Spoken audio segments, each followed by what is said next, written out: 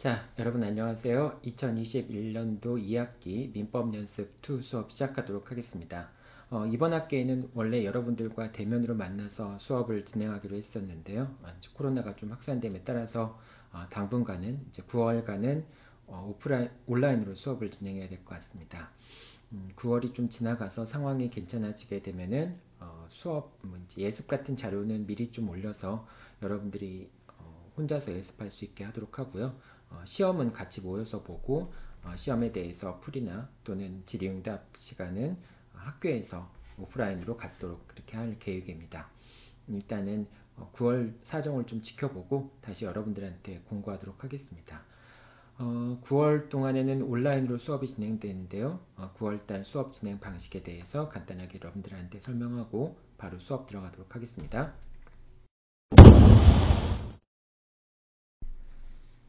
자, 먼저 여러분들은 강의 계획서와 그 다음에 쟁점 정리에 포함되어 있는 진도 범위를 예습을 하면 됩니다. 강의 계획서 약간 좀 내용이 달라질 수도 있는데요. 그 전에 미리 배포되는 쟁점 정리에 들어가 있는 내용들을 중심으로 해서 여러분들이 예습을 하면 됩니다. 예습은 이제 여러분들이 각자 갖고 있는 교과서로 예습을 하면 되고요. 자기 교과서를 찾아보면서 해당되는 쟁점에 대한 내용을 정리를 하면 되고요. 문제집은 송영권 민사법 사례 연습 2를 참고하였습니다. 하지만 다른 문제집을 봐도 상관은 없습니다. 어차피 뭐 다 기출문제를 중심으로 해서 다루고 있는 거니까요. 여러분들이 다른 문제집을 봐도 상관은 없습니다. 일단은 자기가 공부하는 분야를 예습한 다음에는 동영상 강의를 수강을 하면 됩니다. 동영상 강의를 수강을 한 다음에 화요일날 10시 전까지 우리가 이제 화요일날 10시부터 12시까지는 줌으로 모여서 답안지 내용에 대한 해설과 그 다음에 여러분들로부터 질의응답을 받도록 할 계획입니다. 그래서 화요일날 10시까지 주별 연습 문제를 풀고 과제 제출 게시판을 통해서 여러분들이 답안지를 스캔하거나 사진을 찍어서 제출을 하면 됩니다. 물론 이제 여러분들이 그 시간까지 제출하지 못하는 경우에는 나한테 개별적으로 연락을 하면은 그 제출 기간을 연장을 하도록 하겠습니다. 이제 뭐 좀 번거롭겠지만은 그래도 기한을 두지 않으면은 여러분들이 조금 늘어질 수 있기 때문에 그래서 일단은 화요일날 10시까지 제출하는 곳으로 기한을 두었으니까요. 혹시 사정에 의해서 그때까지 제출하지 못하는 학생들은 나중에라도 다시 개별적으로 연락을 주면은 그 경우에 한해서 제출 기간을 연장하도록 하겠습니다. 그리고 답안지를 제출한 다음에는 화요일날 10시부터 11시까지 줌 수업을 통해서 답안지를 해설하고 질의응답 시간을 갖도록 할 겁니다. 이 줌 수업 그 주소는 수업 화요일날 10시 전에 내가 여러분들 문자로 발송을 할 겁니다. 그리고 이제 점수는 중간고사와 기말고사는 다 사례형으로 이제 출제가 되고요. 이제 강의 계획서에 나와 있듯이 중간고사 점수는 40%가 들어가고요. 그 다음에 기말고사는 50%가 들어갑니다. 참여 점수 10%는 답안 제출과 줌 수업에 참여한 것을 기초로 해서 산출을 하게 됩니다. 한 번 정도 빠졌다고 해서 뭐 감점이 되거나 그런 건 아니지만은 어쨌든 여러분들이 성실하게 참여하는 걸 기초로 해서 참여 점수를 이제 부여하도록 하겠습니다. 자, 이 정도가 여러분들 수업하는 방식이고요. 일단은 여러분들이 해당 진도 범위를 혼자서 예습하는 게 제일 중요할 것 같아요. 동영상은 여러분들이 보조 자료로서 활용하면 좋겠습니다. 자, 그럼 오늘 수업 내용 살펴보도록 하겠습니다.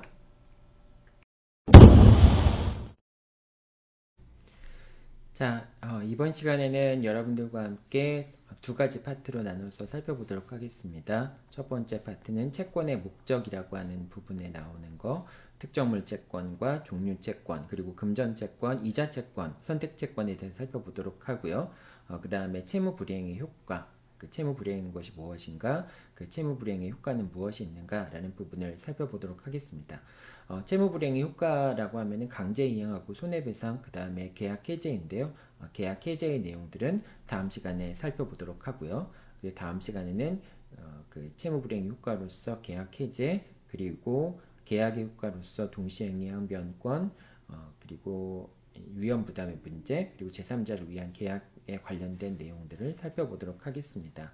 오늘 살펴볼 내용들은 독자적으로 시험 문제를 출제되기에는 좀 작은 쟁점들이 많이 있습니다. 그러니까 중요한 쟁점이라기보다는 그 쟁점 하나가 사례화 될 수 있는 그런 쟁점들보다는 조금 작은 쟁점들이 많은 그런 부분이에요. 그래서 이제 시험 기출문제 부분에서도 이 부분을 특별히 이제 비중 있게 다루지는 않는데요. 사례 문제에 관련돼서는 그래도 어쨌든 사례 문제에 군데군데 퍼져서 출제될 수 있는 문제이기 때문에 여러분들이 이 부분도 뭐 사례 문제를 풀 때라도 이 부분들은 어쨌든 공부 범위에서 빼면 안 되겠죠. 자, 첫 번째 특정물 채권부터 살펴보도록 하겠습니다. 특정물 채권에서의 가장 중요한 내용들은 첫 번째 선관주 의무를 부담하고 있다라고 하는 거, 그 다음에 특정물의 채무자는 현상 인도 의무를 부담하고 있다. 그 다음에 과실의 규속 문제, 이 세 가지 문제를 여러분들이 주의 깊게 봐야 되죠. 첫 번째로 이 선관주의무라고 하는 것은 채무자가 선량한 관리자의 주의로 목적물을 보존해야 된다라고 하는 것을 의미를 하는데요. 이 선관주의무, 즉 고의과실 없이, 고의과실이라고 하는 책임 있는 사유 없이 목적물을 잘 보존해야 된다라고 하는 것을 의미합니다. 그런데 이 선관주의 의무는 경우에 따라서는 강화되기도 하고 경우에 따라서는 약화되기도 합니다. 지체 중에 있는 경우에는 채무자의 선관주의 의무가 강화가 되기 때문에 채무자에게 책임 없는 사유로 불능이 된 경우에도 채무자는 책임을 부담하게 된다라고 하는 거. 이건 이제 선관주의 의무가 강화되는 경우라고 볼 수 있겠죠. 그리고 채무자의 채권자 지체 중 같은 경우에는 채무자의 고의과실로 인한 그 책임이 완화가 됩니다. 선관주의 의무가 완화가 돼요. 그렇기 때문에 채권자 지체 중에는 채무자가 고의 또는 중과실인 경우가 아니면은 불이행으로 인한 채무 불이행에 대한 책임을 지지 않습니다. 자, 그런데 채권자 지체 중에 채무자의 책임 있는 사유로 불능이 된 경우는 어떻게 될 것이냐, 이 부분들을 여러분들이 잘 살펴봐야 될 텐데요. 자, 아까도 얘기했지만은 채권자 지체 중에 고의 또는 중과실에 대해서만 채무자가 책임이 있다라고 얘기를 했잖아요. 자, 그런 고의 또는 중과실인 경우에 책임이 있다라고 이제 고의 또는 중과실인 경우가 아니면 책임이 없다라고 했으니까 채무자의 책임 있는 사유로 불능이 된다 할지라도 이때 이제 이게 경과실이라고 한다면은 채무자에게 이행 불능에 대한 책임을 물을 수는 없게 됩니다. 만약에 고의 또는 중과실에 의해서 불능이 되었다고 한다면은 책임을 물을 수 있겠지만은 고의 또는 중과실에 의해서 불능이 된 것이 아니라고 한다면은 채무자에게 책임을 물을 수가 없게 돼요. 그럼 이제 중요한 것은 채무자가 반대급부를 청구할 수 있겠는가 라고 하는 부분이 문제가 될 수 있겠죠. 자, 그런데 이제 538조에 따르면 두 가지 경우에, 즉 채권자의 책임 있는 사유로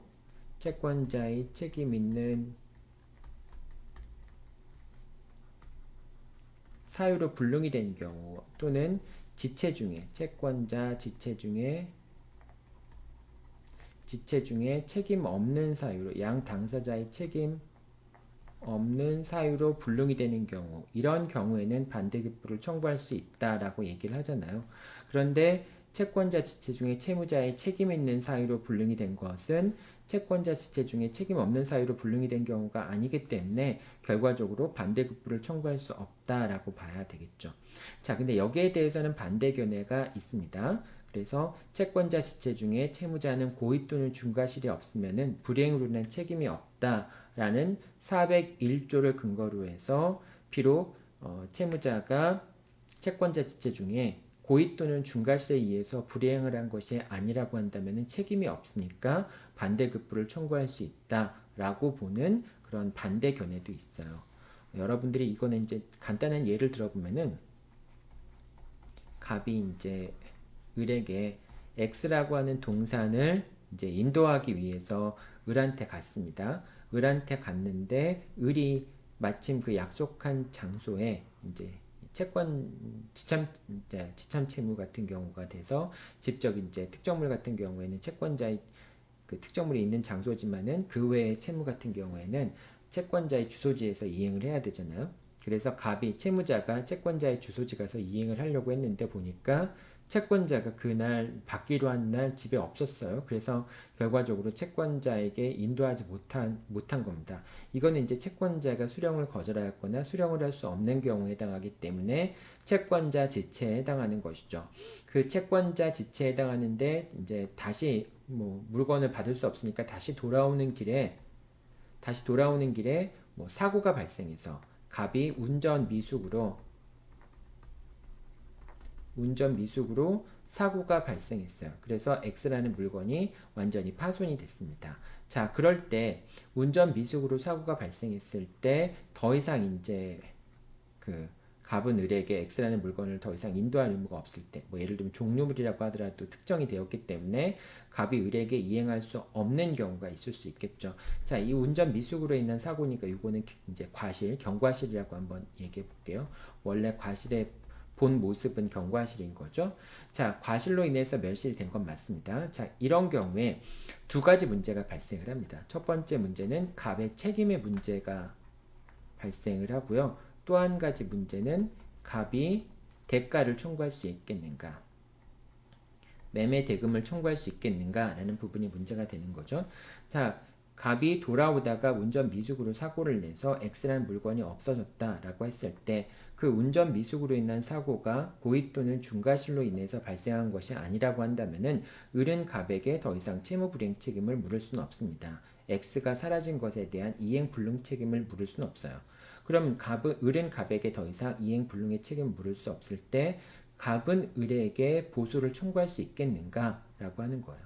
을이 집을 비워서 갑이 물건을 인도하지 못한 건 맞지만은 물건을 수령하지 못한 건 맞지만은 갑의 실수에 의해서 운전 미숙에 의해서 X라는 물건이 멸실되어 있는데 내가 채무 불이행을 물을 수 없는 걸 넘어서서 갑이 나한테 반대급부를 청구할 수 있다라고 하는 것은 을의 입장에서 너무 좀 부당하게 보일 수 있겠죠. 그래서 뭐 이제 그런 이제 정책적인 부분도 볼 수 있고요. 결과적으로는 법상으로도 채권자 지체 중에 고의 또는 이제 채권자 지체 중에 책임 없는 사유에 의해서 멸실된 경우에만 반대급부를 청구할 수 있다고 되어 있으니까 갑의 책임 있는 사유에 의해서 경과실이라고 할지라도 책임이 있다라고 한다면은 갑은 을에게 반대급부를 청구할 수 없다라고 봐야 되겠죠. 자, 그런데 이제 반대견해는 아까도 얘기했지만은 갑에게 고의 또는 중과실이 없으면은 책임이 없으니까 반대급부를 청구할 수 있다라고 보는 그런 견해예요. 그 견해에 따르면은 비록 갑이 운전 미숙으로 인해서 X라는 물건이 멸실했다고 할지라도 갑은 을에게 반대급부를 청구할 수 있다 이렇게 보는 것이 되겠죠. 자, 이게 이제 그 채권자 지체 중에 채무자의 책임 있는 사유로 경과실로 인해서 목적물이 불능이 된 경우에 어떻게 처리가 되는가에 관한 설명이었습니다. 자, 특정물의 현상 인도 의무라고 하는 것은 이제 특정물 채무 같은 경우에는 채무자가 이행기의 현상대로 인도를 하면 됩니다. 근데 그 인도를 하면 된다라고 하는 것이 채무자가 그로 인한 책임을 다 면한다라고 하는 것인지 또는 그렇게 현상 인도 의무로서 채무가 소멸한다고 하는 것인지, 즉 목적물에 하자가 있든 뭐가 됐든 이행기의 현상대로 그대로 인도만 하면은 채무자는 다 책임을 다한 것으로 볼 수 있는 것인지, 아니면은 그거는 단지 이행기의 현상대로 인도할 수밖에 없는 것이고, 만약에 그 물건이 처음에 계약 체결할 때와 달리 무슨 뭐 하자가 생겼거나 그러면은 거기에 대한 책임을 져야 된다. 그 책임을 이라고 하는 건 이제 채무불이행 책임을 얘기하는 것이죠. 그래서 그 채무불이행 책임을 져야 된다. 이렇게 보는 두 가지 견해가 나뉘어 있습니다. 우리 판례는 대법원 판결은 어느 입장인지를 명확하게 선택하고 있지는 않아요. 근데 전반적인 흐름은 이제 이행 방법에 관한 규정이라고 해서 이제 하자가 있는 경우에도 채무불이행 책임을 인정하는 것처럼 그런 약간 좀 그런 쪽에 가깝다라고 얘기할 수 있을 것 같습니다. 자, 그 다음에 특정물 채무에서는 과실의 귀속이 제일 중요한 쟁점 중에 하나인데요. 이제 법정 과실 같은 경우에는 권리자가 그 법정 과실을 수취할 수 있는 존속 기일별로 권리자한테 귀속이 됩니다. 권리자라고 하는 건 이제 소유권이 넘어갔느냐 안 넘어갔느냐에 따라 결정이 되는 거죠. 원칙은 이러한데 그런데 이제 민법 587조 같은 경우에는 소유권이 넘어갔는지 여부와 상관없이 매매 목적물이 인도되기 전까지는 매수인에게 과실이 귀속되고 그 다음에 인도된 다음에는 매수인에게 과실이 귀속된다라고 하는 입장을 취하고 있습니다. 따라서 매수인은 인도 전까지는 이제 이 반대의 견해에서 매도인은 인도 전까지는 매매 목적물에 대한 과실을 지급할 필요가 없다. 이제 이 매매 목적물을 임대하고 있을 경우에 그 임차료는 매도인한테 귀속이 된다라고 하는 걸 의미하는 거죠. 그러니까 이제 갑과 을이 X라는 건물에 대해서 이제 매매 계약을 체결한 경우에 이제 갑이 을한테 X의 물건을 인도하기 전까지는 여기서 나오는 뭐 예를 들면 차임이 있다고 했을 경우에 이 차임은 갑에게 귀속된다라고 얘기를 하는 겁니다.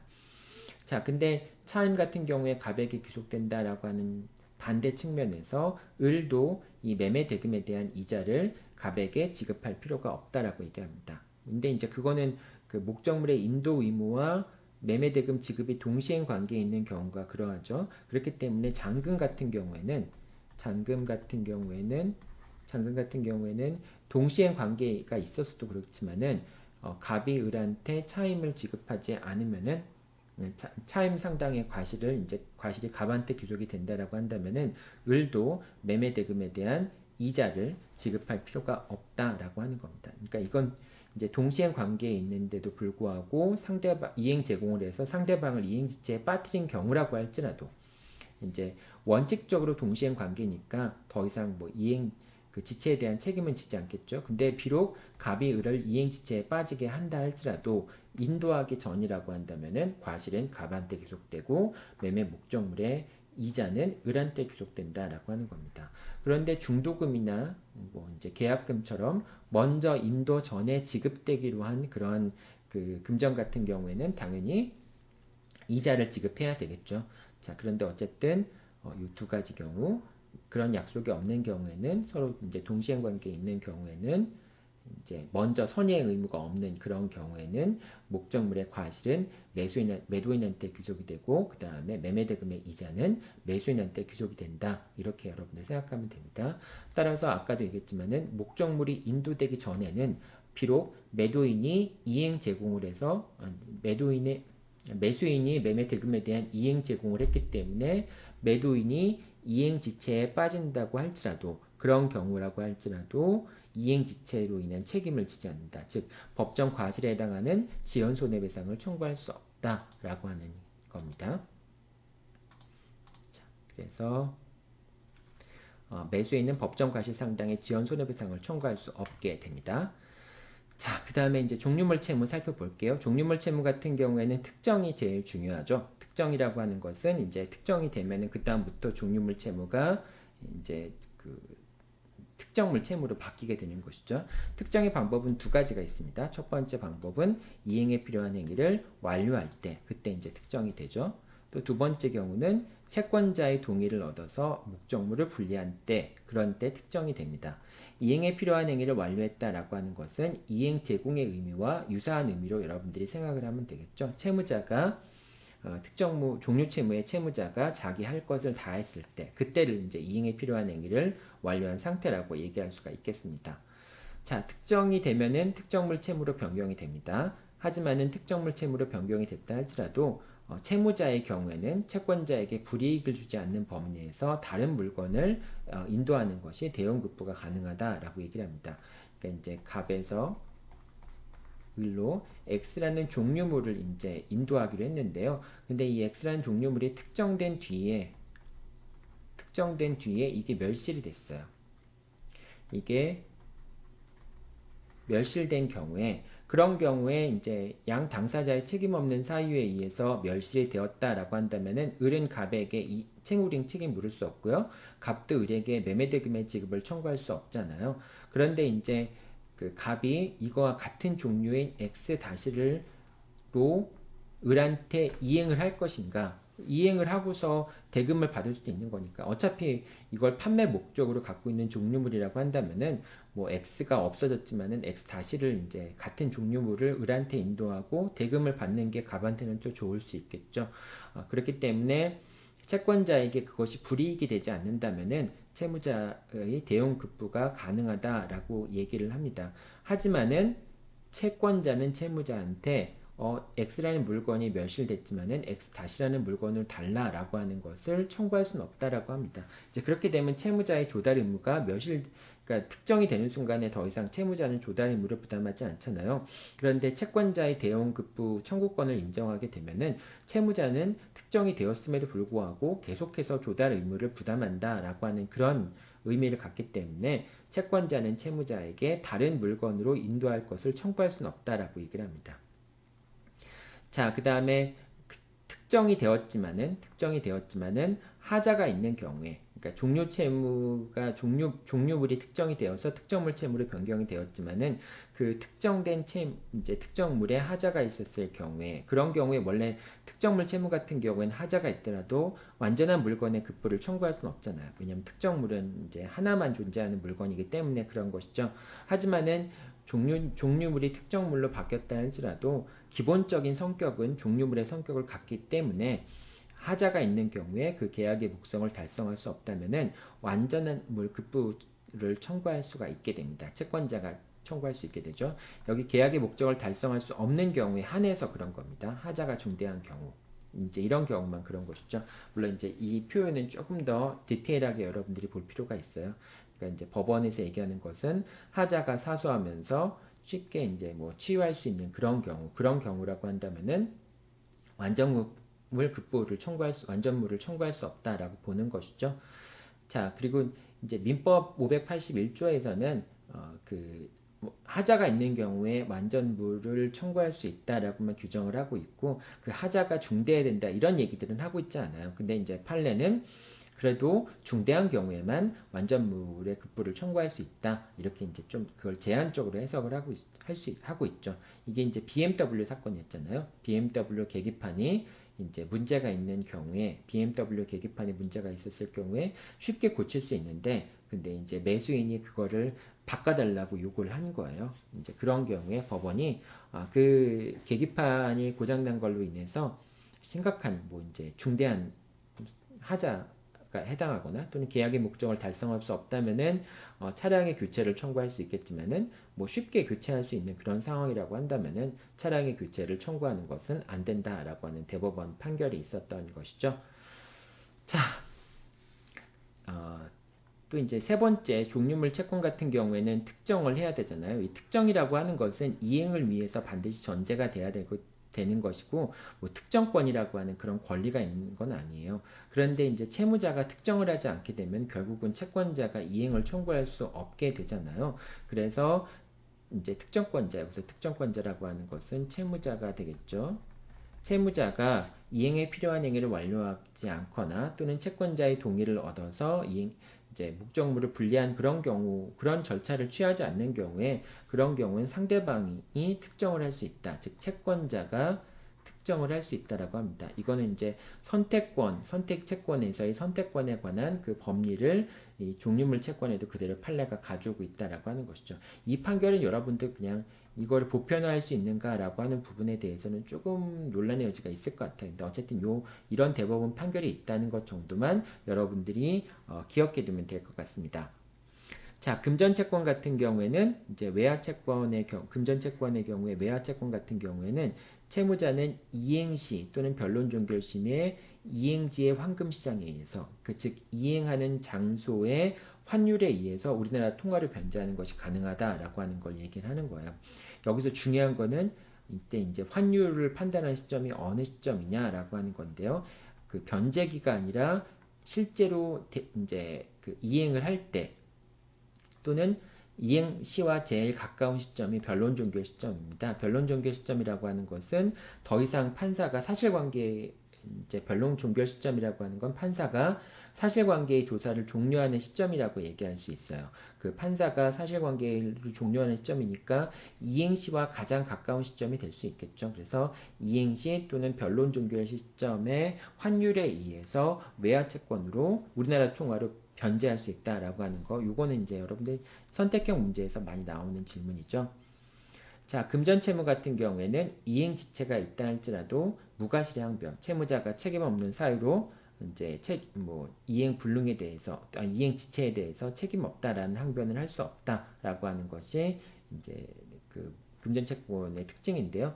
통설 같은 경우에는 불가항력 같은 경우에는 면책될 수 있지 않냐라고 얘기를 하고 있습니다.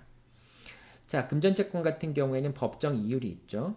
자, 법정 이율이 있는데 이 법정 이율에 대해서는 이자 제한법에 적용이 되죠. 자, 그런데 이 법정 이율 같은 경우에는 당사자가 별도의 약정이 없다면 지연 이자도 이제 법정 이율에 대해서는 그 이자에 대해서는 지연 이자를 청구해야지만 법원이 지급을 명할 수 있게 됩니다. 그러니까 이제 법정 이율에 따른 지연 이자, 그러니까 법정 이율에 따라서 지연 이자가 발생한 경우에 그 이자에 대해서도 지연 이자도 이제 그 청구해야지만 법원이 지급을 명할 수 있다라고 하는 겁니다. 당연히 이제 그 법원이 법정 이율에 따른 이자를 청구할 수 있는 건 아니다라고 하는 겁니다. 예를 들면 이제 갑이 을에게 예를 들면 1억의 부당이득 반환 청구권을 갖고 있어요. 그러니까 을이 갑한테 채권자 1억의 부당이득 반환 채권을 행사할 수 있는데, 그럼 당연히 이제 부당이득 반환 채권 행사할 때는 당사자의 약정에 대한 이율이 없으니까 법정 이율에 따라서 이제 이자를 청구할 수 있겠죠. 근데 법정 이율이라고 해서 당사자가 청구 취지에서 1억 플러스 그 다음에 언제부터 언제까지 법정 이율에 따른 지연 이자 이걸 청구하는 경우에만 법정 이자 이율에 따라서 이자가 지급되는 것이지, 당사자가 청구하지 않았다고 해서 법원이 당연히 법정 이율을 고려해서 지급을 명할 수는 없다라고 하는 그런 얘기인 겁니다. 그러니까 법정 이율에 따라서 지연 이자를 지급해야 되는 경우라고 할지라도 당사자가 청구는 청구는 해야 된다라는 것을 의미합니다. 자, 지연 손해배상에서 이게 이제 법정 이율 같은 것이 당사자의 약정 이율 때문에는 그 약정 이율에 따라서 이제 그 지연 손해배상도 정해지게 되는데, 당사자가 별도로 그 약정한 이율이 없거나 또는 이제 원본에 대한 이자 약정이 없는 경우에는 이제 원칙적으로 지연 손해배상 같은 경우에는 법정 이율에 따라서 이제 지급이 되잖아요. 그러니까 두 가지 경우가 있습니다. 이게 이제 약정 기간 동안이 있는 것이고요. 이게 이제 약정 기간이고요. 그 다음에 이제 요게 이제 변제기가 되겠죠. 변제기 이후로 이제 이행 지체가 되는 것이 되겠죠. 이행 지체가 되는데, 자, 여기까지는 약정 이율이 있을 거 아닙니까? 예를 들면 약정 이율이 10%라고 얘기해 봅시다. 이 약정 이율이 있다면은 요 이행 지체 이후의 지연 이율은 10%가 됩니다. 그러니까 원본에 대한 약정 이율이 있다면은 원칙적으로 당사자가 별도로 약정하지 않았다면은 이행 지체에 대해서는 10%의 이율이 적용이 돼요. 약정 이율이 그대로 적용이 됩니다. 그런데 당사자가 약정 기간의 이율은 10%, 약정 기간의 이율은 10%, 근데 지연 이자에 대해서는, 지연 손해 금률에 대해서는, 요 지연 이자에 대해서는 예를 들면은 15% 이렇게 약정할 수 있겠죠. 이렇게 약정했을 경우에는 요 약정 기간 동안에는 10% 이자가 발생을 하고요. 그 다음에 이행 지체가 된 경우에는 15%의 지연 이자가 부과가 됩니다. 이렇게 이제 당사자가 약정 기간에 따른 이자와 그 다음에 지연 손해배상을 청구할 수 있죠. 자, 여러분이 조심할 것은 이 약정 기간 동안에 정해져 있는 약정 이율이라고 하는 것은 이거는 이자 채권을 발생시키는 거예요. 그런데 이행 지체 이후에 발생하는 이 15%라는 비율에 의한 금원은 이자가 아닙니다. 그거는 지연 손해배상인 거죠. 그래서 이 기간 동안의 이자율과 이 기간 동안의 이자율이 동일하냐 동일하지 않냐 그거와 상관없이 동일하다고 할지라도 이 기간 동안에는 이자고요. 이 기간 동안에는 즉 변제기가 경과한 이후부터는 이자가 아니라 지연 손해배상입니다. 그걸 이제 지연 이자라고 부르긴 하지만 지연 이자는 이자가 아니에요. 그건 지연 손해배상인 겁니다. 자, 이렇게 되는데 당사자가 여기에 대해서 이제 별도로 다시 한번 당사자가 지연 이율에 대해서 별도로 이제 약정을 하지 않은 경우에는 원래 원본의 약정 이율에 따라서 정해진다라고 얘기를 했잖아요. 그런데 만약에 당사자가 10%를 약정한 게 아니라 약정 기간 동안에 약정한 게 3%만 약정을 했어요. 이자를 3%로 약정을 했습니다. 그러면은 원칙적으로 원본 이자 이율이 약정 이율이 3%면은 그 약정 이율은 이행 지체 이후에 지연 이율에도 그대로 적용이 된다라고 얘기를 했잖아요. 그런데 이 약정 이율이 법정 이율인 5%보다 낮은 경우에는 그런 경우에는 지연 이율은 5%에 따라 청구할 수 있다라고 봅니다. 그래서 지연 손해배인 경우에 약정 이율이 법정 이율보다 낮다면 이 약정 이율이 법정 이율보다 낮다라고 하는 것은 이 기간을 얘기하는 거예요. 만약 당사자가 명백하게 이 지연 이율도 3%로 약정을 했다면은 그럼 당연히 3%가 부과가 돼요. 근데 당사자가 지연 이율에 대한 약정이 없이 지연 이율에 대한 약정 없이 그냥 원본에 대해서만 3%로 약정을 한 경우에 그런 경우에는 원칙은 요 3%가 지연 이율에도 그대로 적용되는 건데 약정 이율이 지연 이율에도 적용이 되는 건데 그 약정 이율이 이제 법정 이율보다 작은 경우에는 이때는 5%의 지연 이율을 이제 지연 손해금을 청구할 수 있다라고 하는 얘기입니다. 이거 여러분들 헷갈리기 쉽죠? 그러니까 상당히 좀 복잡할 수도 있는데 어쨌든 이 두 가지 원칙에 대해서 원칙적으로 약정 이율은 지연 이율에도 적용이 된다. 당사자가 지연 이율을 별도로 약정하지 않았다면은 그렇지만은 약정 이율이 이제 법정 이율보다 낮은 경우에는 법정 이율에 따른 지연 손해금을 청구할 수 있다. 이제 이렇게 여러분들이 생각하면 되겠습니다. 자, 그 다음에 이자 채무에 대해서 이자 채권에 대해서 살펴보죠. 자, 이자 채권 같은 경우에는 자, 기본적 이자 채권과 지분적 이자 채권이 있습니다. 기본적 이자 채권이라고 하는 것은 뭐 예를 들면 매월 1%의 이자를 지급한다라고 하는 그 이자 발생에 관한 약정을 이제 기본적 이자 채권이라고 얘기를 해요. 이 기본적 이자 채권이라고 하는 것은 일정 기간마다 이자를 청구할 수 있는 채권인데요. 원본 채권에 대해서 부종성과 수반성이 있습니다. 그래서 원본 채권이 양도가 되면은 그 기본적인 이자 채권에 대한 약정도 양도가 됩니다. 이제 앞으로 발생할 수 있는 그런 채권의 이자에 대한 약정도 이제 채권도 넘어간다는 뜻이죠. 지분적 이자 채권이라고 하는 것은 이제 이미 변제기가 도래하여 일정한 기간마다 실제로 이자를 청구할 수 있는 채권. 그러니까 뭐 예를 들면은 이렇게 되겠죠. 12달 하나, 둘, 셋, 넷, 다섯, 여섯, 일곱, 여덟, 아홉, 열, 하나, 12. 12달 동안 이자를 지급하기로 했을 때 요 시점에서 채권이 양도가 되었다라고 한다면은 요 앞에 부분에 남아있는 채권들, 이제 기본적인 채권을 중심으로 해서 앞으로 발생할 수 있는 이자 채권은 채권 양도와 함께 채권 양수인에게 그대로 이전이 됩니다. 근데 이미 발생했던 매월 지급해야 될 이자 채권은 이거는 이제 지분적 이자 채권이라고 얘기를 해요. 이 지분적 이자 채권 같은 경우에는 별도의 의사표시가 없다면은 기존의 채권 양도인에게 남아있게 됩니다.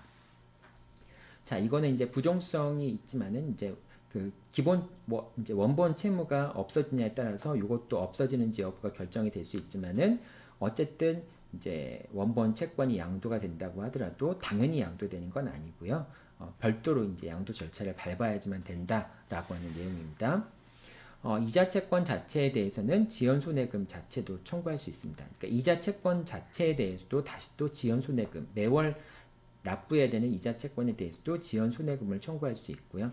그리고 이 지분적 이자 채권 같은 경우에는 원본과 독립하여서 소멸시효의 대상이 됩니다. 그래서 매월 지급되어야 하는 그런 채권 같은 경우에는 3년의 소멸시효에 걸리잖아요. 그래서 이자 채권 같은 경우에는 3년의 소멸시효가 걸린다라고 생각하면 됩니다.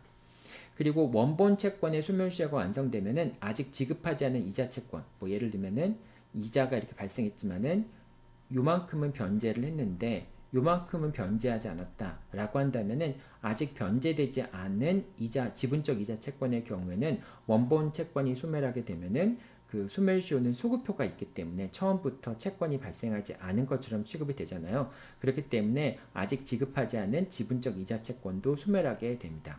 그런데 이미 변제를 한 이 지분적 이자 채권 같은 경우에는 이미 소멸을 했기 때문에 이제 이런 경우에는 이제 원본 채권이 소멸시효가 완성이 되어서 처음부터 채권이 발생하지 않은 것처럼 취급된다 할지라도 이미 지급된 이자의 반환, 요 부분에 대한 것을 부당이득으로 반환 청구를 할 수는 없다라고 하는 겁니다. 그러니까 이제 이미 발생한 지분적 이자 채권의 경우에도 그것이 원본 채권이 소멸시효가 완성이 되면은 그 지분적 이자 채권도 소멸하는 건 맞지만은 이미 발생해서 지급된 그런 이자 채권 같은 경우에는 비록 원본 채권이 소멸시효가 완성이 되어서 소멸되었다 할지라도 그거 이자를 반환할 수는 없다라고 하는 겁니다. 네, 이자 채권까지 살펴보았고요. 이제 다음에 선택 채권 살펴보도록 하겠습니다.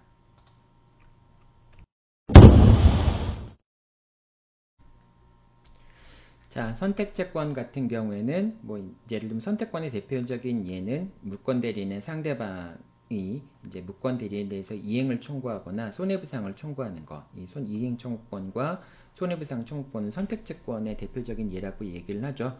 자, 선택채권 같은 경우에는 선택권이 있습니다. 어느 채권을 선택할 것인지, A라는 급부를 선택할 것인지, B라는 급부를 선택할 것인지, 누가 선택할 것인가 라고 하는 게 문제가 되는데요. 원칙적으로 당사자가 누가 선택할 것인지 이제 약정을 하면은 그 선택권자가 지정을 하게 됩니다. 만약 이런 당사자의 약정이 없다라고 한다면은 채무자가 선택을 하게 되는 것이죠.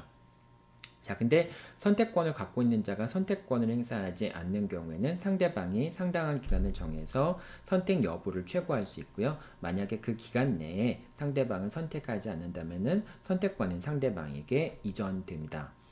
제3자가 선택권을 갖고 있는 경우도 마찬가지입니다. 다만 제3자가 선택권을 갖고 있는 경우에는 제3자가 선택권을 행사하지 않는 경우에 선택권은 채무자에게 이전이 되죠. 자, 이 선택권 행사에는 소급표가 있지만은 제3자의 권리를 침해할 수는 없다라고 얘기합니다. 사실상 제3자의 권리를 침해할 수 없는 경우가 어떤 경우인지는 약간 좀 논란이 되긴 합니다. 자, 선택 채권에 있어서 중요한 것은 이제 불능에 의한 특정의 경우에 해당합니다. 예를 들면은 A급부와 B급부가 있는데 이 B급부 같은 경우가 이 B급부가 불능이 됐어요. 이게 불능이 된 경우 이제 채권자가 있고 채무자가 있어요. 이 불능이 된 경우에 어떻게 되느냐라고 하는 건데요. 보통은 이제 채무자한테 선택권이 있다고 하니까 여기서는 이제 채권자한테 선택권이 있다라고 한번 해봅시다. 채권자가 선택권을 갖고 있다.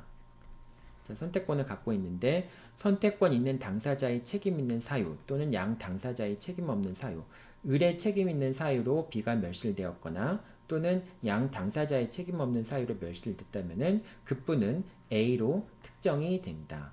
자, 그리고 여기서 만약에 을의 책임이 있는 사유로 B가 멸실됐다라고 한다면은 B라는 물건이 갑의 소유물이 을의 고의과실에 의해서 멸실된 거니까 갑은 을에게 이 B가 멸실된 것에 대한 책임, 뭐 불법행위 책임이라든지 이런 걸 물을 수 있게 되겠죠.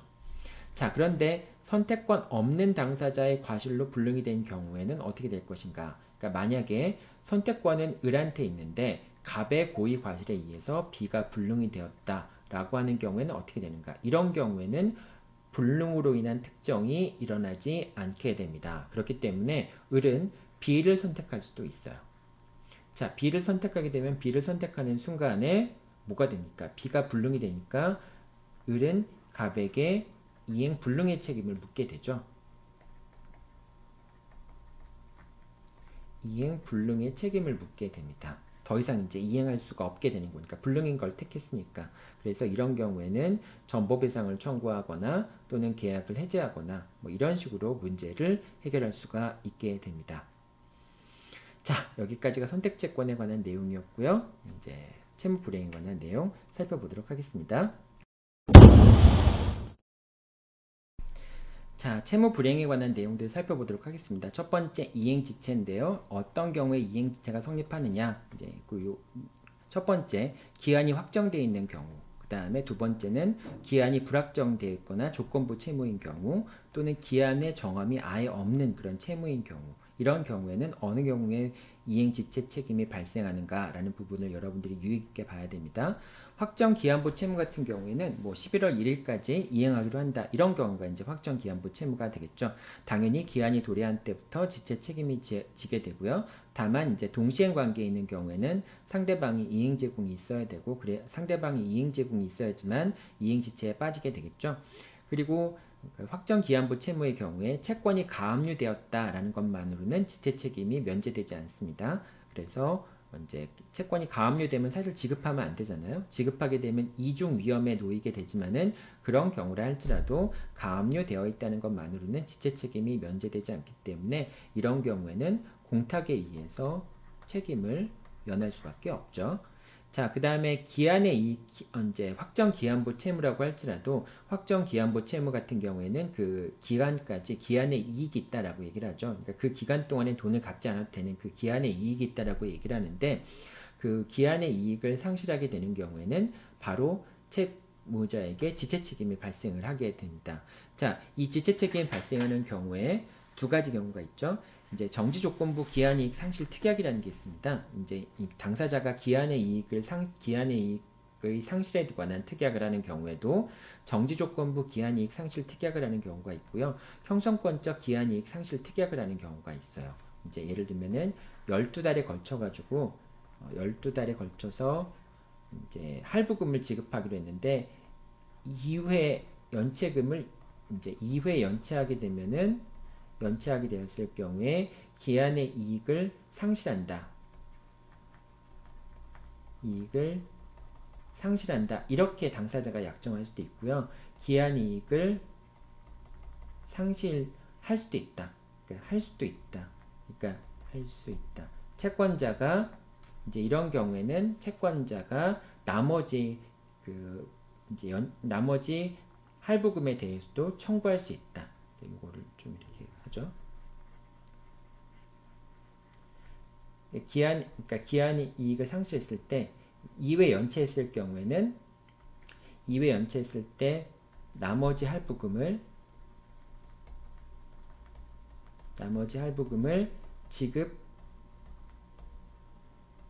지급해야 한다. 이렇게 약정하는 경우가 있을 수 있고요. 나머지 할부금을 청구할 수 있다. 채권자가 청구할 수 있다. 이렇게 약정하는 경우가 있을 수 있겠죠. 나머지 할부금을 지급해야 된다라고 하는 것은 그 조건이 상실되면 곧바로 기한의 이익을 상실이 돼서 이제 나머지 할부금을 지급해야 되는 것이기 때문에 그거는 정지조건부 기한이익 상실 특약이라고 얘기할 수가 있어요.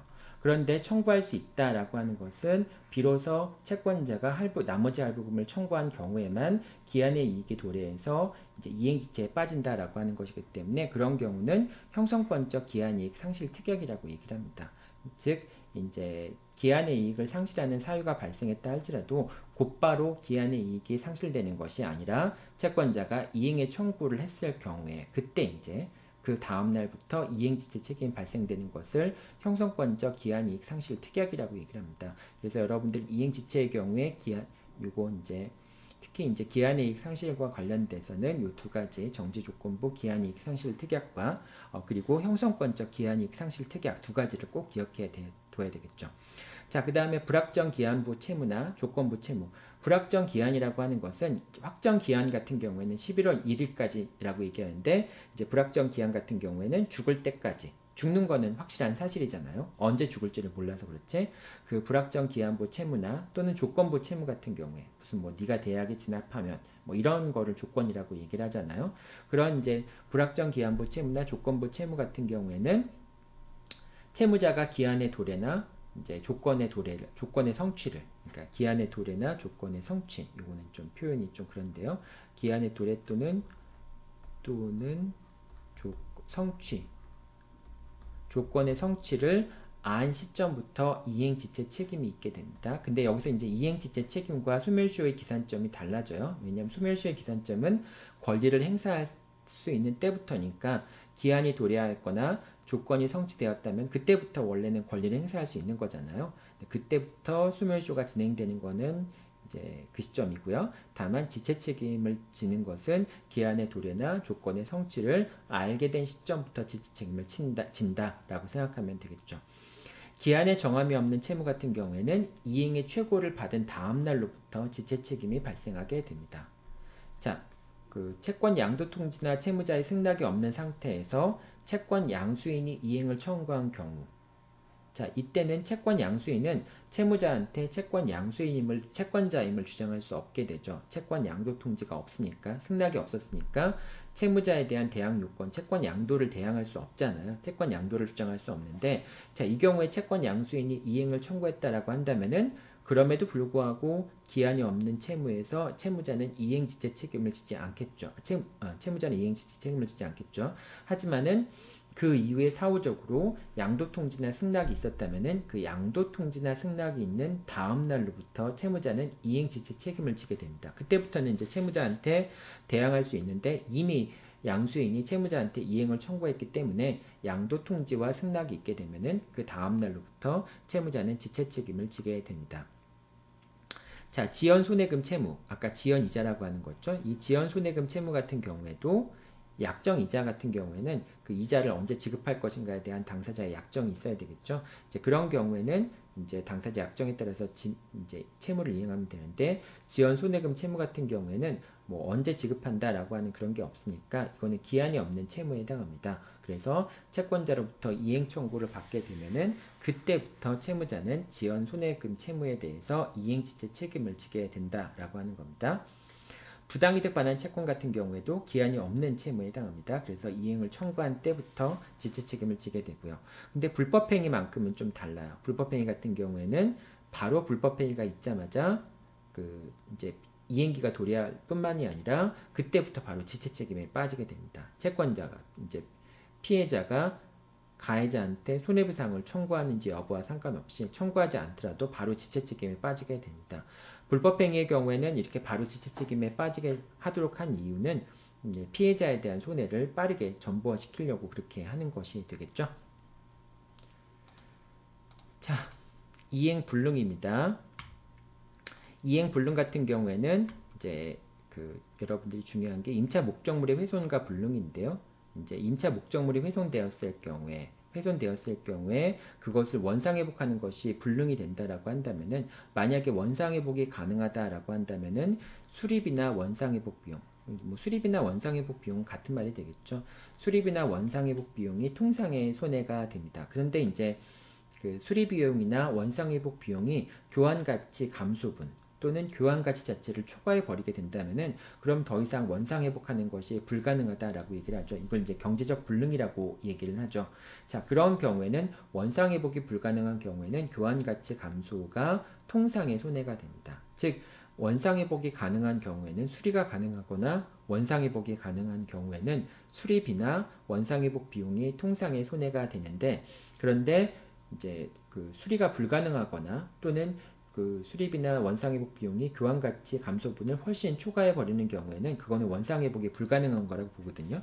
그런 경우에는 교환가치 감소분이 통상의 손해가 된다라고 하는 점, 여러분들 임대차 부분에서 많이 나오는 쟁점이죠. 그래서 꼭 기억해 두어야 됩니다. 자, 이제 그 중요한 것은 불능 여부인데요. 이 불능 여부가 왜 중요하겠어요? 만약에 이것이 불능이 아니라고 한다면은 지체에 해당할 수는 있겠죠. 그러니까 지체에 해당하려면은 지체로 인한 채무불이행 책임, 계약 해지로 인한 요건을 갖춰야 되는데, 불능인 경우와 지체인 경우가 분명히 특히 이제 계약 해지와 관련해서 루트가 다르죠. 만약에 불능이 인정된다라고 한다면은 채권자는 바로 계약을 해지할 수 있죠. 그런데 불능이 아니라 지체라고 한다면은 채권자는 이행을 청구해야 되고요. 자기 채무에 대한 이행 제공을 해야 되고 상당한 기간을 정한 이행을 최고를 해야 되겠죠. 다시 한번 이행할 수 있는 기회를 줘야지만 계약을 해지할 수 있겠죠.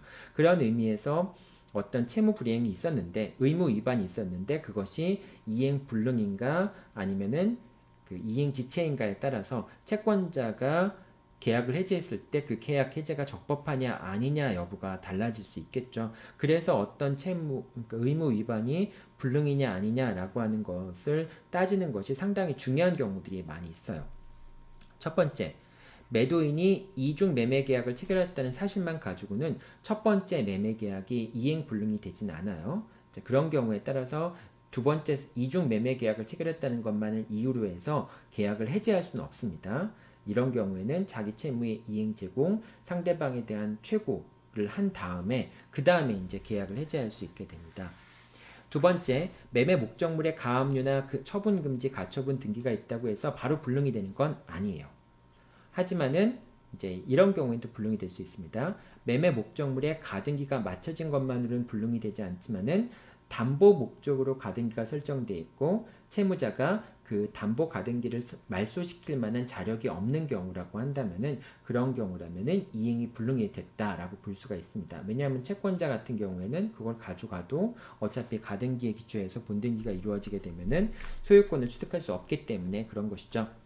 자, 그리고 매매 목적물에 근저당권이 설정되어 있다는 것만 가지고는 불능이라고 할 수 없는데 근저당권이 설정되어 있고 수개의 가압류와 압류 등기가 경합되어 있고 채무자가 이를 변제해서 소멸시키게 할 수 있는 소멸시킬 수 있는 자력이 없는 경우라고 한다면은 그런 경우는 이행 불능이 된다라고 볼 수 있겠죠. 따라서 이런 경우에는 이행의 제공이나 자기 채무에 대한 이행의 제공이나 상대방에게 상당한 기간을 정한 이행의 최고를 할 필요 없이 곧바로 계약을 해지할 수 있겠죠. 자, 임대차 같은 경우에도 임대인이 임차 목적물의 소유자가 아니라는 점이 밝혀졌다고 해서 곧바로 임대차 계약이 불능이 되는 것은 아닙니다. 진정한 소유자가 임차인에게 반환 청구를 하거나 진정한 소유자에게 임차인에게 이제 그 차임의 지급을 청구하거나 이런 경우에게 이제 차임을 지급을 청구하거나 임차인에게 이제 임차인이 진정한 소유자에게 임차 목적물을 반환하게 되면은 그때 비로소 임대차 계약이 종료하게 됩니다. 불능이 되는 게 아니라요. 바로 종료하게 됩니다. 자, 그러니까 임대인이 목적물의 소유자가 아니다라고 하는 이유만 가지고 임대차 계약상의 임대인의 채무가 불능이 되는 건 아니다. 이렇게 여러분들이 생각하면 되겠죠. 자, 불완전 급부라고 하는 것은 급부 자체가 불완전한 경우를 얘기하는 거고요. 이제 불완전 급부 개념 자체를 인정할 것인가 말 것인가에 대한 논란이 있을 수 있겠습니다. 자, 이런 경우에는 완전하게 이행을 해달라고 청구할 수도 있고요. 손해배상을 청구할 수도 있고요. 계약 해제를 청구할 수도 있는데 이 계약 해제 같은 경우에는 계약의 목적을 달성할 수 없는 경우에만 계약을 해제할 수 있다. 이렇게 봐야 되겠죠. 자, 그리고 부수적 의무 위반이라는 게 있는데요. 이제 보호 의무 위반 같은 경우, 그런 경우가 부수적 의무라고 얘기를 하죠. 이 부수적 의무 위반 같은 경우에는 계약을 해지할 수 없다라고 얘기를 합니다. 자, 이것도 숙박업자의 투숙객의 보호 의무 같은 경우인데요. 실제로 이 보호 의무를 이행하지 않아서 투숙객에게 사고가 발생한 경우에는 채무 불이행으로 인한 책임을 지는 건 맞아요. 근데 그렇다고 할지라도 이 부수 의무 위반을 이유로 해서 계약을 해지할 수는 없게 됩니다. 이제 그 주된 채무를 위반한 경우에만 계약 해제가 허용이 되는 거니까요. 자, 그리고 마지막에 이행 거절인데요. 이행 거절 같은 경우가 이제 이행 거절이라고 하는 것은 계약 관계를 파탄내겠다라고 하는 거예요. 그러니까 더 이상 계약 관계를 유지하지 않겠다라고 하는 건데요. 이게 이제 변제기입니다. 갑과 을이 X라는 부동산에 대해서 매매 계약을 체결했어요. 근데 이제 예를 들면 을이 매매 대금을 인하해 주지 않으면은 더 이상 내가 당신한테 목적물의 인도를 받거나 소유권 이전 등기를 받을 이유도 없고 당신한테 잔금을 지급하지도 않겠다. 이런 식으로 막 억지로 때려 쓰는 경우가 있을 수 있겠죠. 자, 그런 거를 이제 이행 거절이라고 얘기를 합니다. 당사자가 계약 관계를 파탄에 이르게 하는 것. 그런 것을 이행 거절이라고 하는데 이 이행 거절 시점이 두 군데 다 존재할 수 있겠죠. 변제기 전에 이행 거절이 있을 수도 있고요. 변제기 이후에 이행 거절이 있을 수도 있겠죠. 이 차이점이 뭘까요? 변제기 이전에 이행 거절이라고 한다면 이때는 이행 지체라고 하는 것이 문제되지 않는 시기에 이행 거절을 하는 거잖아요. 그런데 변제기 이후에 이행 거절을 한다라고 하는 것은 이미 이행기가 지난 다음에 이행 거절을 한다라고 하는 점에 있어서 변제기 전에 이행 거절이냐 변제기 후에 이행 거절이냐라고 하는 것을 두 가지를 약간 좀 구분해서 볼 필요가 있습니다. 물론 차이는 없지만은 두 가지를 개념적으로 구분해 볼 필요가 있어요. 첫 번째, 이행 거절이 있는 경우에는 이행 제공과 이행 불능하고 동일하게 취급하면 돼요. 더 이상 이제 계약 관계를 파탄으로 만들었기 때문에 당사자에게 상당한 기간을 정한 최고를 하거나 자기 채무에 대한 이행 제공을 할 필요가 없어요. 그냥 바로 이제 그 계약 불능과 마찬가지로 곧바로 계약을 해제하거나 손해배상을 청구할 수 있습니다. 그 이행 거절 시점을 기준으로 해서 사실 이행 거절 시점이라고 하는 것이 약간 불명확할 수도 있겠지만 이행 거절 시점을 기준으로 해서 전보배상을 청구할 수도 있습니다. 이행기 전이라도 그러니까 이행기 전이라도 이행 거절만 있다면은 이행기까지 기다릴 거 없이 계약을 해지할 수 있어요. 이거는 이행기 이후에도 마찬가지입니다. 이 결론은 이행기 이후에도 마찬가지예요. 그런데 이행기 이후에 이행하지 아니할 의사가 명백하지 않은, 그러니까 이제 이행 거절이 있어요. 그러니까 그 채무자가 이행을 하지 않을 의사를 표시한 경우도 있습니다. 그러니까 명백하고 종국적인 이행 거절이 아닌 형태의 거절들이 있어요. 그러니까 이거 이제 544조에서 표현하고 있는 건데요. 이행을 거절한 경우에, 그런 경우에는 바로 계약을 해지할 수 있고요. 이제 그 상당한 기간을 정한 그 최고를 하거나 이행 제공을 해야지만 상대방이 이제 이행지체에 빠지게 되는데, 이런 경우에는 상당한 기간을 정한 최고를 하지 않더라도 바로 계약을 해지할 수가 있습니다. 이런 이행 거절 같은 경우에는, 그러니까 이행 거절이라고 하는 게 우리 544조에 이행 거절이라는 표현이 나오잖아요. 거기서 이제 이행 거절한 경우에는 더 이상 상당한 기간을 정한 최고를 할 필요가 없다라고 하는 말이 나오는데, 이제 이런 경우에는 바로 이제 계약을 해지할 상당한 기간을 정한 최고 없이 계약을 해지할 수 있는데, 당연히 근데 이런 경우는 상대방을 이행지체에 빠지게 하기 위해서는 자기 채무에 대한 이행 제공을 해야 되겠죠. 동시행 관계에 있는 경우라고 한다면은. 그렇지 않으면은 상대방을 이행지체에 빠뜨릴 수가 없게 되겠죠. 예를 들면 어떤 경우가 그러냐면요. 매수인이 자금 사정이 안 좋아요. 그래서 잔금 지급을 거절합니다. 내가 지금 너무 경제 사정이 어려워서 조금만 더 유예해주면 안 되겠냐라고 얘기를 해요. 이거는 이행을 거절한 거긴 하죠. 하지만은 종국적이고 명백하게 이행을 거절한 건 아니죠. 그렇기 때문에 이런 것은 그 효과에서 나타나니 여기서 얘기하는 그 이행 제공 없이도 상당한 기간을 정한 최고 없이도 계약을 해지할 수 있는, 즉 불능과 동일하게 취급되는 이행 거절이 아닌 거예요. 이런 경우는. 그래서 이런 경우에는 이제 자기에 대한 채무에 대한 이행 제공을 해서 상대방을 이행지체에 빠뜨려야 되고요. 빠뜨린 경우에는 544조에 의해서 상대방이 이행 거절하는 경우니까, 그런 경우니까 더 이상 이제 상당한 기간을 정한 최고를 하지 않고 바로 계약을 해지할 수 있게 되겠죠. 이 두 가지 경우를 여러분들이 좀 구분해 볼 필요가 있습니다. 이 경우에 따라서는 그 채무자가 종국적이고 명백하게 이행 거절하지 않은 경우가 문제 나오는 경우들도 있을 수 있어요. 예를 들면 지금 이런 경우를 얘기하는 거예요. 매수인이 자금 사정을 이유로 해서 이행을 못하겠다라고 얘기한 경우를 얘기하는 겁니다. 이런 경우에는 이행 거절의 법리가 적용이 되면 안 돼요. 즉 그냥 불능과 똑같이 취급될 수 있는 그런 건 아닙니다. 다만 이행 지체지만은 상대방이 이행 거절했기 때문에 상당한 기간을 정한 최고를 할 필요가 없는 그런 경우에 해당하는 것이죠. 이것도 여러분들 궁금하면은 다음번 수업 시간에 다시 한번 질문하세요. 자, 여기까지가 채무불이행의 각각의 유형들, 요건들에 대한 설명이었습니다. 다음으로 손해배상에 대해서 살펴보도록 하겠습니다. 자, 채무불이행으로 인한 손해배상 살펴보도록 하겠습니다. 손해배상의 범위와 관련된 내용들 393조의 내용이죠. 통상손해 같은 경우에는 예견 가능성과 상관없이 손해배상의 범위에 포함됩니다. 특별손해 같은 경우에는 특별한 사정이 존재하기 때문에 발생한 손해인데요.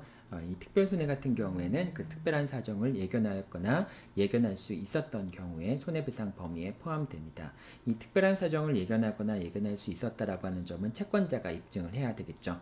여기서 중요한 것은 예견의 대상이 되는 것은 손해의 액수나 내용이 아니라 특별한 사정이라고 하는 점입니다. 그래서 요거는 이제 객관식 문제에 많이 나오는 지문이기도 하죠.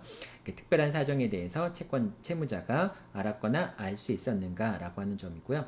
어느 시점에 알았는가 알 수 있었는가 라고 하는 것은 채무 불이행 시점을 기준으로 합니다.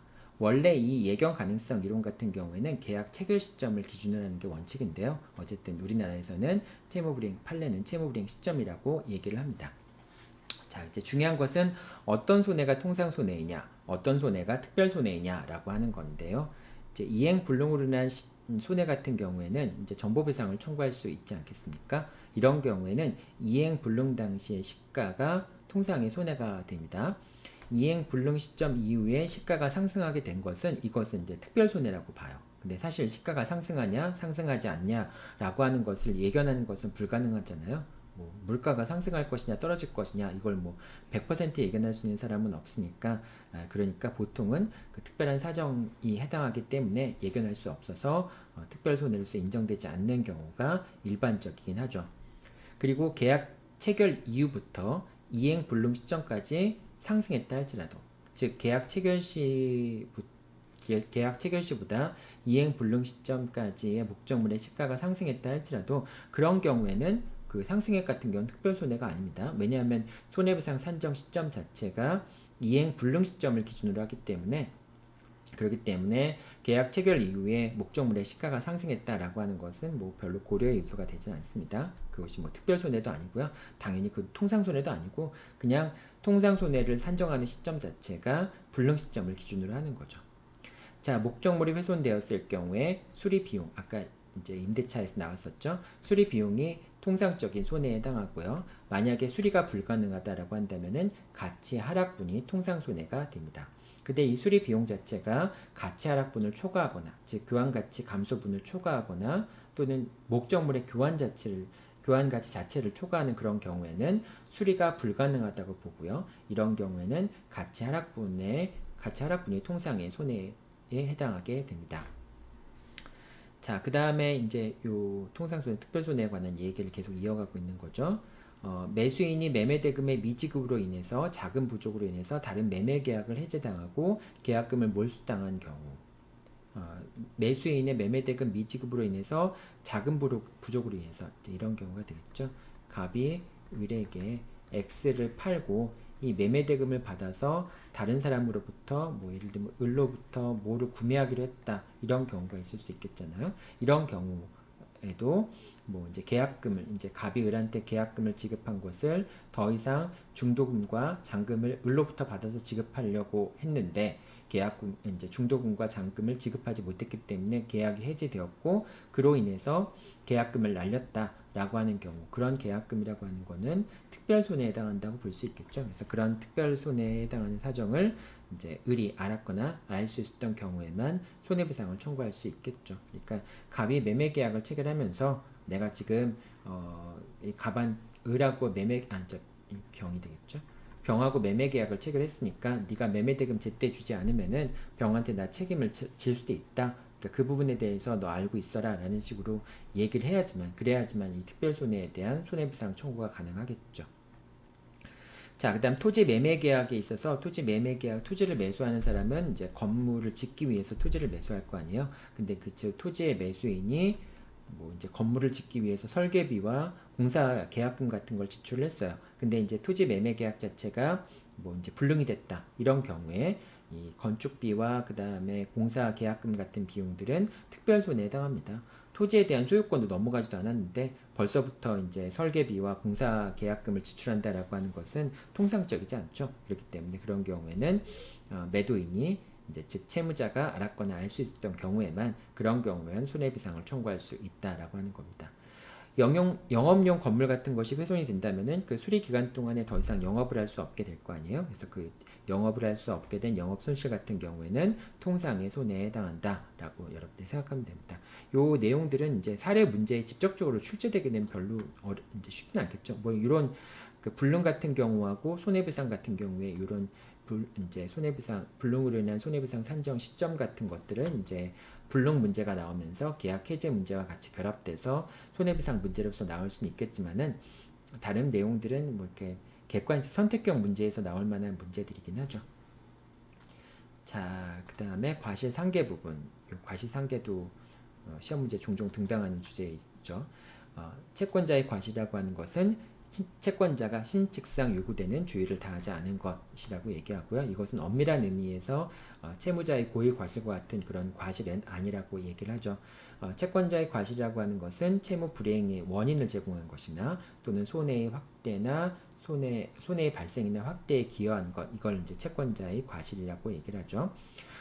과실상계가 적용되기 위해서는 채권자에게 책임 능력이 있어야 될 필요는 없고요. 그 다음 무과실 책임 같은 경우에 즉 채무자의 그 채무자가 무과실 책임지는 경우에는 원칙적으로 과실상계에 관한 규정이 적용되지는 않습니다. 왜냐하면 채무자의 과실과 채권자의 과실을 이제 비율을 비교해서 하는 건데, 채무자가 무과실 책임을 지는 경우에는 과실상계 규정이 적용되지 않지만은 그런 무과실 책임의 경우에도 채권자의 고의 과실을 손해배상을 산정함에 있어서 고려해야 된다, 참작해야 된다라고 얘기하는 거죠. 이걸 그러니까 과실상계에 관한 규정이 유추 적용된다, 이렇게 얘기할 수 있겠죠. 자, 그리고 법원은 직권으로 채권자의 과실을 고려해야 되고요. 당사자의 주장과 상관없이 고려해야 되고요. 그 다음에 과실상계의 비율을 정하는 것은 사실심 법원의, 그러니까 1심, 2심 법원의 전권에 속하게 됩니다. 그리고 이행을 청구하는 경우에는 과실상계를 고려할 수 없다라고 얘기를 하죠. 이제 이게 가장 이 부분들이 이제 이 자체가 그냥 문구로서 이제 출제되는 경우들도 있고요. 이제 사례로 표현하면 이렇게 되죠. 표현 대리가 인정되어 본인이 이행 책임을 부담하는 경우. 표현 대리, 그러니까 대리인 자체가 표현 대리인이, 무권 대리인이 마치 대리인인 것처럼 행동을 해서 상대방과 표현 이제 대리가 인정이 되어서 그 무권 대리인한 법률행위의 효력이 본인한테 귀속이 되는 경우에, 이런 경우에 이제 상대방이 대리권이 없다라고 하는 걸 믿은 것에 대해서 약간의 과실이 있는 경우에 그 부분을 고려할 수 있겠는가라고 하는 건데요. 이행을 청구하는 경우에는 그러한 과실을 고려해서 이행 책임을 감경시킬 수는 없습니다. 과실상계라고 하는 것은 손해배상 책임을 감경시키는 그런 경우를 얘기하는 그런 경우에 적용되는 것이기 때문에 이행 청구권의 부분에서는 과실상계에 관한 법리가 적용이 될 수 없다라고 하는 것이죠. 자, 그 다음에 그 손해배상 예정인데요. 손해배상 예정 같은 경우에는 두 가지 이유 때문에 손해배상 예정이 활용이 되죠. 첫 번째는 손해에 대한 입증 책임을 완화하기 위해서, 두 번째는 채무자에 대한 채무 이행의 심리적인 경고를 하기 위해서. 예를 들면은 시가로 우리가 매매 계약을 하는 경우에는 전보배상을 청구하면은 0원밖에 안 돼요. 시가로 매매 계약을 체결하는 경우에는 더 이상 내가 안 산 거나 산 거나 그렇게 그 경제적인 지위가 차이가 없기 때문에, 그런 경우라면은 위약금의 약정을 했을 경우에는 상대방의 이행을 강제할 수 있게 되겠죠. 자, 그 다음에 지체상금이라는 게 있는데요. 보통 이제 공사계약 같은 경우에 공사가 지연됨에 따라서 일수별로 얼마, 예를 들면 일수별로 30만원, 40만원, 50만원 이렇게 약정하는 것을 지체상금이라고 얘기를 합니다. 이제 공사계약에서는 공사계약 자체가 늘어지는 경우들이 많아요. 그러니까 공기에 딱 맞춰가지고 언제까지 완료하겠다, 완공일까지 맞춰서 공사가 완료되지 않는 경우들이 많이 있습니다. 그러다 보니까 이 지체상금 약정 자체가 적용되는 경우가 상당히 많이 있고요. 그리고 이 지체상금 같은 경우에도 이행이 완료된 것이냐, 또는 이행이 완료됐는데 하자가 있는 것이냐, 이런 것과 관련해서도 지체상금이 적용될 것인가 여부가 많이 논란이 됩니다. 어쨌든 지체상금이라고 하는 것은 손해배상 예정에 해당하는 거예요. 이행 지체로 인한 책임에 대한 손해배상 예정을 얘기한다라고 생각하면 됩니다.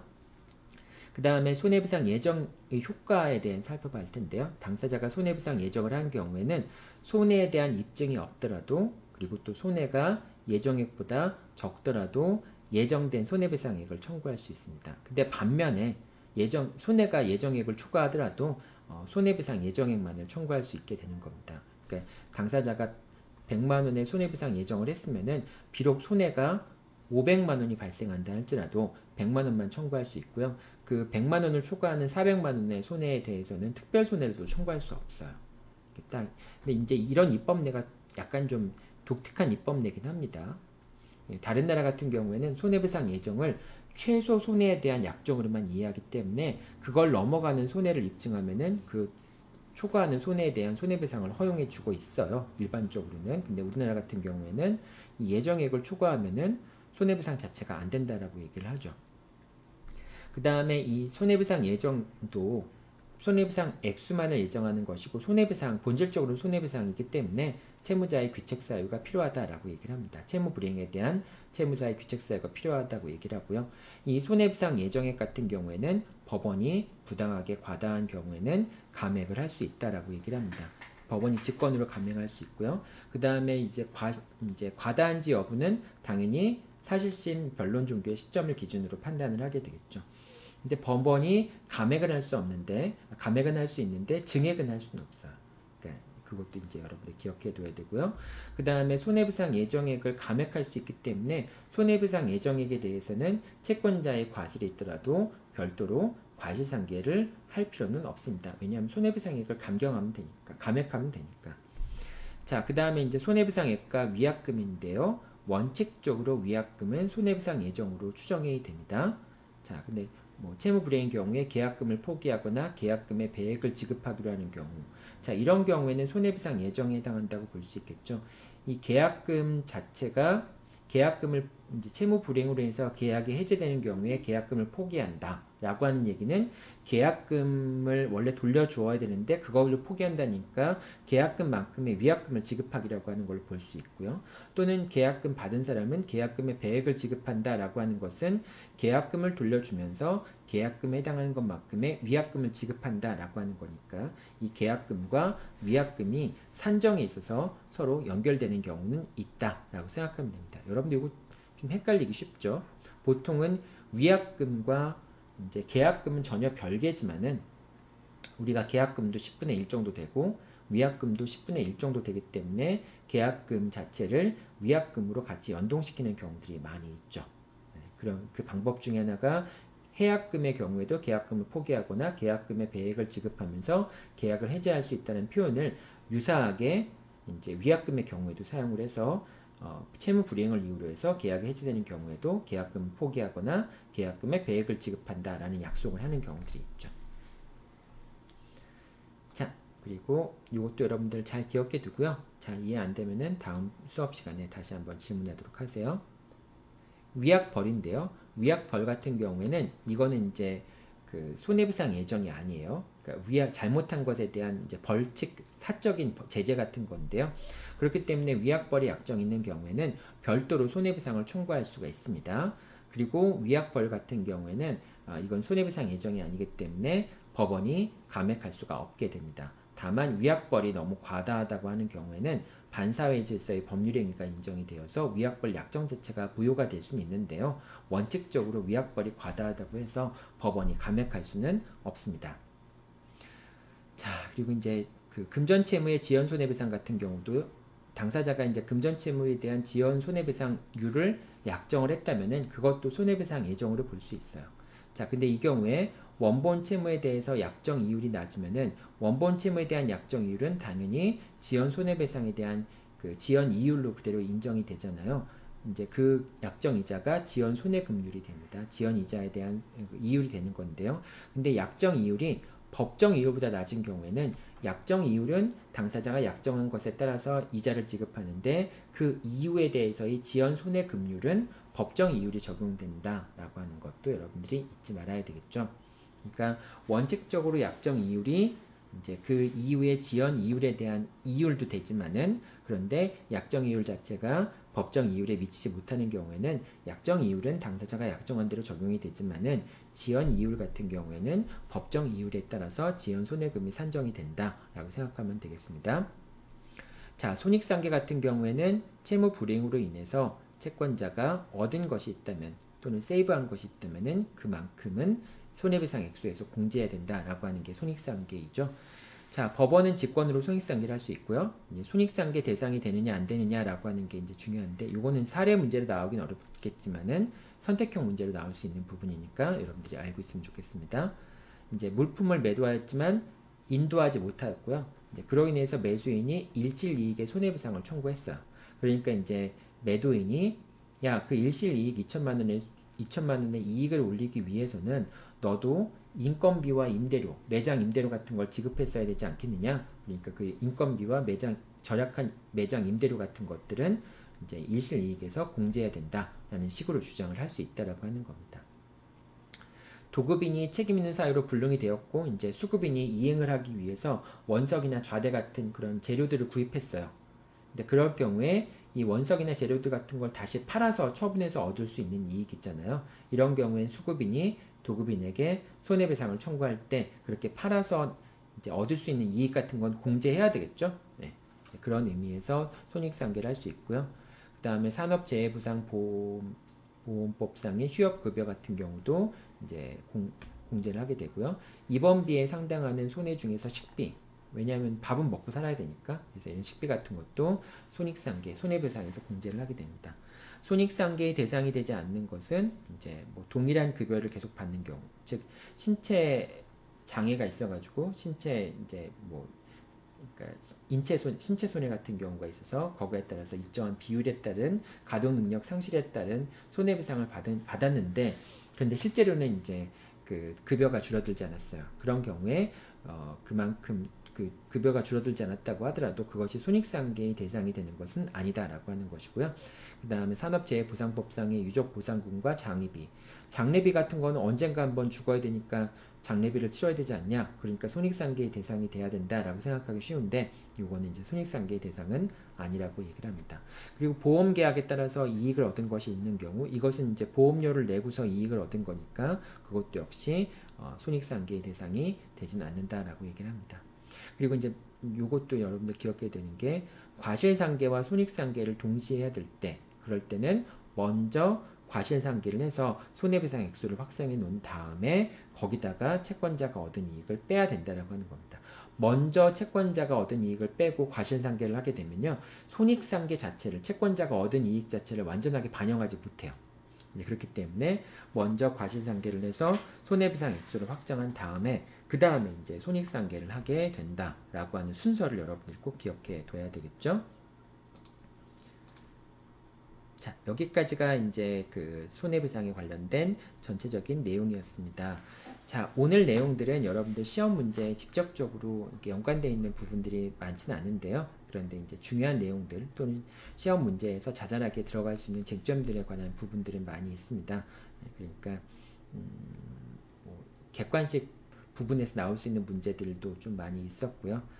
이 부분 이제 잘 정리해서 여러분들 그 책에다 잘 정리해 놓고 해서 다시 한번 좀 반복적으로 살펴보기 바랍니다. 네, 오늘 첫 시간인데 수고 많았고요. 여러분들 다음 이제 그 주변 시험 봐야 될 텐데, 이번에는 시험 문제가 50점입니다. 절반밖에 안 되기 때문에 시간 설정도 30분으로 설정해 놓고 여러분들이 시험을 보기 바랍니다. 그리고 답안지도 앞뒤 한 면으로 해서 봐야 되겠죠. 50점짜리 문제니까 앞면만 해서 여러분들이 그 시간 잘 조절해서 시험 보기 바랍니다. 네, 수고했습니다. 다음 주 화요일 날 10시에 만나도록 하죠.